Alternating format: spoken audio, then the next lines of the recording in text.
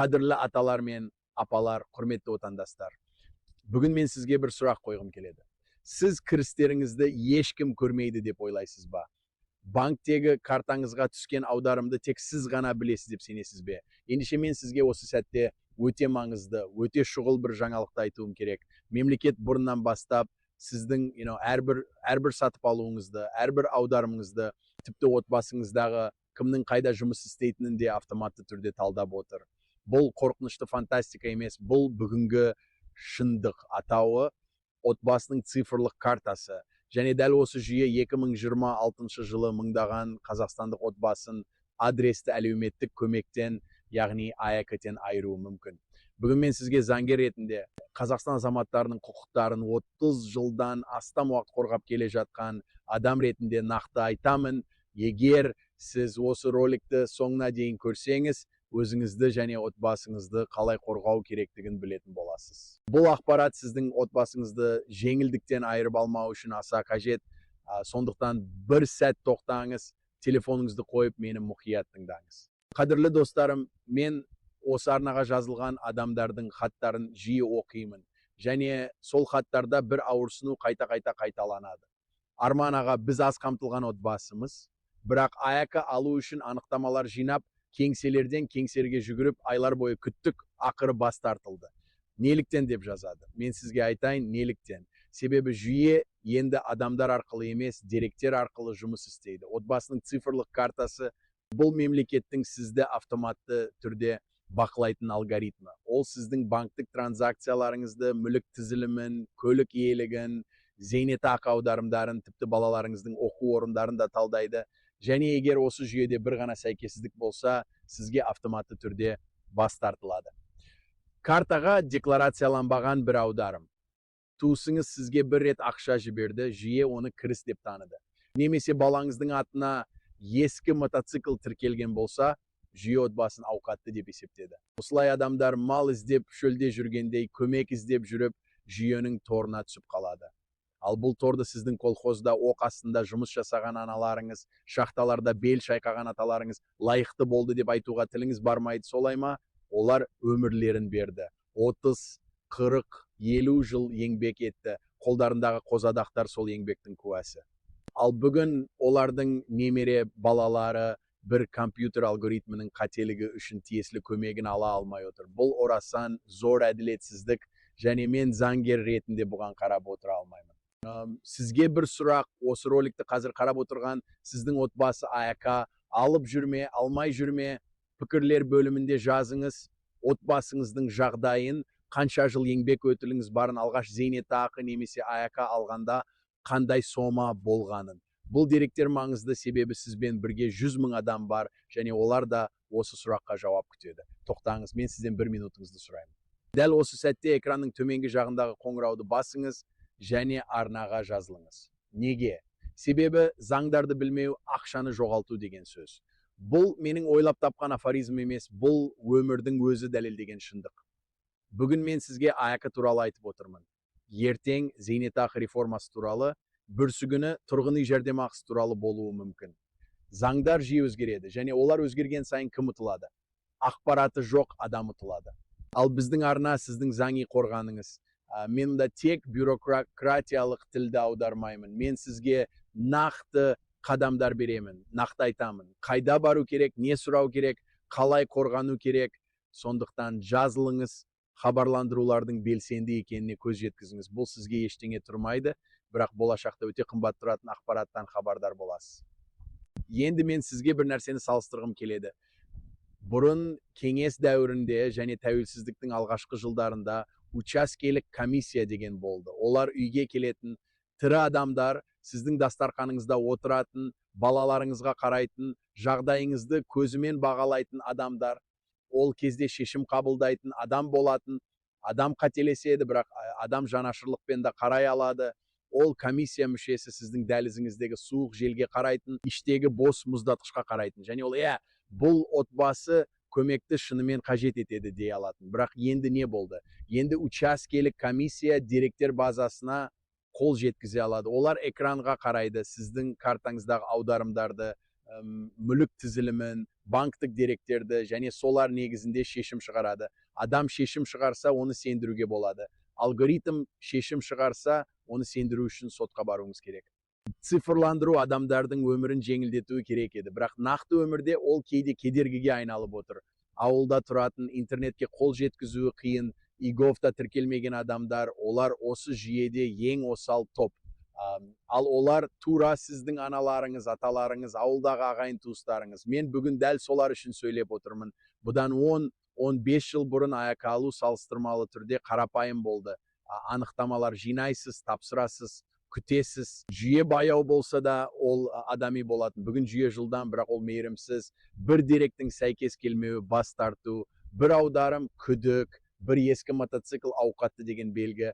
Осы жүйенің тісінен шығып тиесілі көмегіңізді алу үшін сізге заң керек, және сол заңды мен бүгін сізге үйретемін.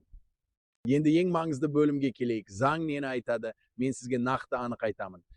Бірінші, учаскелік комиссия сіздің материалдық жағдайыңызды тексеруге келуге хақысы бар. Бұл заңмен бекітілген. Егер сіз оларды үйіңізге кіргізуден бас тартсаңыз, немесе жалған ақпарат берсеңіз, сізге ресми түрде 6 айға, яғни жарты жылға АЭК берілмейді. Бұл шара жазалау шарасы. Сондықтан комиссия келгенде қарсыласпаңыз. Керісінше, барлық құжаттарыңызды дайын ұстаңыз, ашық сөйлесіңіз, бірақ өз құқықтарыңызды да біліңіз. Екінші, шартты көмек деген категория бар. Егер сіз осы шартты АЭК алсаңыз, сіз жұмысқа орналасуға, жәрдемдесу шараларына қатысуға міндеттісіз. Бұл не дегені? Жұмыс биржасына тіркелу, кәсіби оқуға қатысу, жұмыс іздеу жөніндегі кездесулерге бару. Егер сіз осы шарттарды орындамасаңыз, шарт бұзылады және АЭК тоқтатылады. Бұл туралы көп адам білмейді, олар көмек ала бастайды, бірақ шарттарды оқымайды. Ал кейін неге тоқтатылды деп таңданады. Үшінші, отбасының цифрлық картасы бұл Қазақстан Республикасының еңбек және халықты әлеуметтік қорғау министрлігі іске қосқан жүйе. Ол отбасының барлық мүшелерін, олардың табыстарын, мүліктерін, жұмыс орындарын кешенді талдайды. Жүйе автоматты түрде аз қамтылған немесе аз қамтылған емес деп белгілейді. Егер жүйе қате белгілесе, ол автоматты бас тарту болады. Ал сіз бас тарту туралы хат аласыз. Бірақ сол хатта себеп нақты жазылмаған болса, бұл сіздің заңды құқықтарыңыздың бұзылуы. Төртінші, кім қауіп аймағында? Картаға декларацияланбаған, кез келген аударым алған адамдар қауіп аймағында. Туысқаннан ақша алған, бірақ ол туралы жүйеде деректі жаңартпаған адамдар қауіп аймағында. Отбасы мүшелерінің бірі атына мүлік тіркелген, бірақ сол мүлік іс жүзінде сатылып кеткен адамдар да қауіп аймағында. Ауылдық жерде тұратын, интернетке қолы жетпейтін, ИГОВта деректерін жаңарта алмайтын адамдар, олар ең осал топ.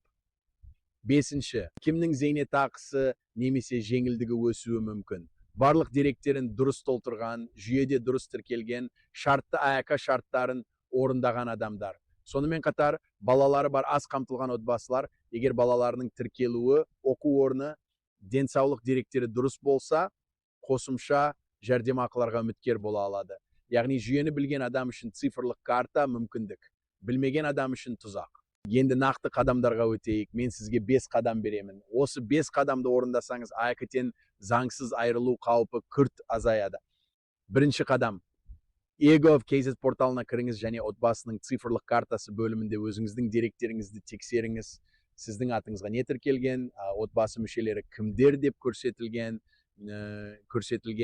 кірістеріңіз қандай деп жазылған, осыны бірінші кезекте тексеріңіз. Егер деректерде қателік болса, дереу жөндетіңіз. Бұл ең маңызды қадам, себебі жүйе қателесуі мүмкін, және жүйенің қателігі сіздің кінәңіз емес, бірақ сіз дәпшесіз.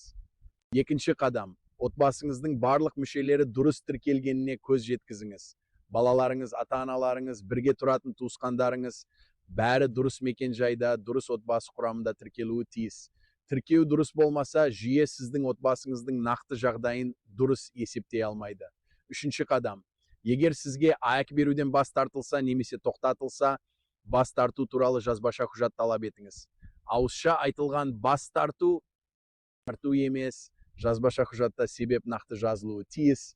Егер себеп жазылмаса немесе заңға сәйкес келмесе, бұл шағым жасауға негіз. Төртінші қадам, шағым жасаңыз. Қайда? Бірінші, жергілікті әкімдікке. жазбаша өтініш жазыңыз, 2 данада. Bir danасы өзіңізде қалсын, екіншісін тапсырыңыз және қабылдансын, мөр немесе қол қойылған алыңыз. Егер әкімдік 10 жұмыс күні ішінде жауап бермесе, немесе жауабы заңға сәйкес болмаса, прокуратураға немесе сотқа шағымданыңыз. 5-ші қадам. Ең маңызды қадам, сіздің заңи құқығыңызды біліңіз. Егер жергілікті әкімдік сізді заңсыз түрде АКТен айырса, сізде сол шешімді сотта даулауға толық құқық бар. Бұл Қазақстан Республикасының әкімшілік рәсімдік процестік кодексінде нақты жазылған. Сот жолы ұзақ болуы мүмкін, бірақ ол нәтиже береді. Мен жеке өзім мұндай іс жүргізгенмін, адамдар жеңіп шыққан, ал сізге жергілікті заңгер немесе қоғамдық приемный арқылы тегін заңи кеңес алу мүмкіндігі де бар. 6 минут 30-дан 7 минуттың 15 секундына дейін айтамын. Халыққа қызмет көрсету орталығына барған кезде өзіңізбен міндетті түрде жеке куәлікті, еңбек кітапшасын немесе мұрағат анықтамасын, отбасы құрамы туралы анықтаманы алып барыңыз. ЕНПФ кеңсесіне барсаңыз, зейнетақы аударымдарын растайтын кез келген құжатты да қосып алыңыз. Өтінішіңізді жазған кезде 2 данада жазыңыз, жоғарыда айтқанымдай. Және ешқашан жалғыз бармаңыз. Басыңыздан немесе сенімді адамнан куәгер ретінде ертіңіз. Қадірлі достарым, бүгінгі ролик ұзақ болды, бірақ мен сізге бос сөз айтқан жоқпын. Мен сізге нақты жауаптар бердім. Себебі сізге бос жұбаныш керек емес. Сізге нақты білім керек. Бүгін біз не білдік? Отбасының цифрлық картасы бұл бар, ол жұмыс істейді, ол сіздің деректеріңізді талдайды. Жүйе қателесуі мүмкін, бірақ сіз оны дауласа аласыз. Учаскелік комиссия келсе қорықпаңыз, ашық сөйлесіңіз, бірақ жазбаша құжат талап етіңіз. Шартты ая алсаңыз, шарттарды орындаңыз. ИГОВта деректеріңізді жүйелі тексеріп отырыңыз. Және ең бастысы, сізде заңды тәсілмен шағымдануға толық құқық бар. Мен бүгін сізге ауыр сөз айттым, бірақ мен оны жамандық үшін айтқан жоқпын. Мен оны сіздің жанашырыңыз ретінде айттым.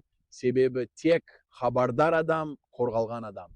Ал енді сізге бір сұрақ қоямын. Пікірлер бөлімінде жазыңыз. Сізге немесе таныс білесіңізге әлеуметтік көмек алудан бас тартылды ма? Учаскелік комиссия үйіңізге келді ме? Цифрлық картада дерек қателігі болды ма? Тәжірибеңізбен бөлісіңіз. Себебі сіздің бір сөзіңіз осы роликті қараған басқа бір адамды сақтандыруы мүмкін. Ал бұл өте үлкен іс. Мен Бекзатұлы Арман, мен сіздің заңгеріңізбін. Мен жерде де, желіде де сіздермен бірге боламын. Арнаға жазылыңыз, хабарландыруларды қосыңыз, және бірде-бір маңызды ақпараттан қалмаңыз. Өйткені заңды білген адамды алдауға болмайды. Ал мен осы арнада сізді алдауға мүмкіндік бермеймін. Сау болыңыздар, аман болыңыздар, және ешқашан өз құқықтарыңыздан бас тартпаңыздар.